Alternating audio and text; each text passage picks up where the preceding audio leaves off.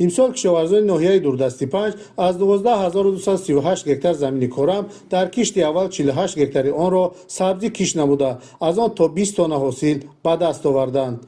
حالا باشد در کشت تکراری در میدان 302 گکتار کشت سبزی خوشصفت را براه ماندند که نشأ و نمای خوب دارند. تامین امنیت عضوخواری کشور که از هدفهای استراتژی حکومت مملکت به حساب می‌رود، با مقصد رسیدن به این هدف ساکنان و کشاورزان ناحیه زمین‌های کارم آبی را ثمرانک و عاقلانه استفاده نموده همساله اولین شده محصولات تر و تازه کشاورزی را وارد بازارهای شهر و ناحیه‌های مملکت می‌گردانند. در ناحیه 15195 گکتار زمین‌های کشت موجود میباشد که از آن جمله 12238 گکتارش زمین‌های کارمی آبی میباشند. در کشت اول کشت کارتوشکا، پیاز براه مانده شده بود که از آن کشت‌های گذرانده شده حاصل خوب به دست آوردیم و حاضر در میدان‌های کشتی تکراری همون زمین‌ها ما قرار داریم که از جمله سبزی، پیاز، کرم در نقشه است که 10-15 روزها سبزی جمع آوری کرده می شود و در جای کشتی سبزی باز کشتی اساسی یعنی که کارتوشکا به راه میمونیم. این میدان‌های سبز و پر از حاصل در جماعت دهاتی به نام کبود سیف‌الدینوی ناحیه جایگیر است،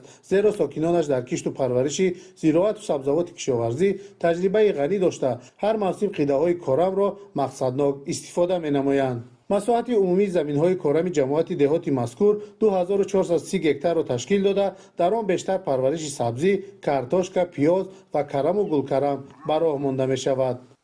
ما اساساً همه سبزیجات کاریم. حاضر اینا دیده است همه جا سبزی کرم و دیگه پیاز کردگیان البته حاصل خوب شدگی حاضر سبزی را میگیرن جایش کارچکا را میکنن اساسا ما کارچکا شرطر میکنن دههای ماده اساسا قریب 50 گکتار کارچکا میکنن حاصل نکه خوبه حاضر.